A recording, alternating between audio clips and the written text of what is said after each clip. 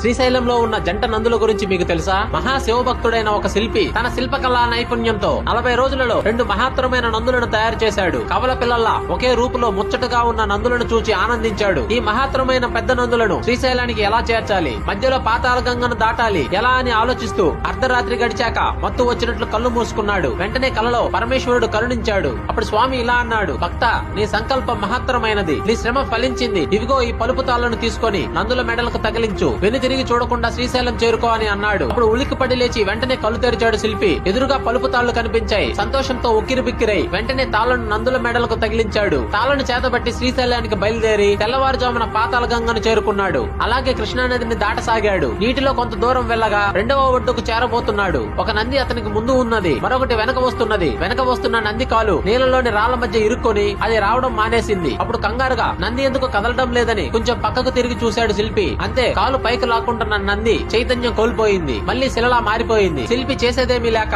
దానిని అక్కడే వదిలేసి ఒక నందితోనే శ్రీశైలం చేరాడు. ఇప్పుడు శ్రీశైలంలో ఉన్న నంది ఆ శిల్పి తయారు చేసిందేనని చెప్తారు. రాళ్ల మధ్య నుండి కాలు పైకి లాక్కుంటూ శిలగా మారిపోతున్న నంది ఉబ్బలి బసవన్న అని పిలువబడుతూ ఇటీవల కాలం వరకు భక్తులకు దర్శనమిచ్చేదట. శ్రీశైలం ప్రాజెక్టు వల్ల పాతాళ గంగలో మునిగిపోయిన నంది 700 అడుగుల లోతులో నీటిలో ఇప్పటికీ ఉందంట. హరహర మహాదేవ శంభో శంకర.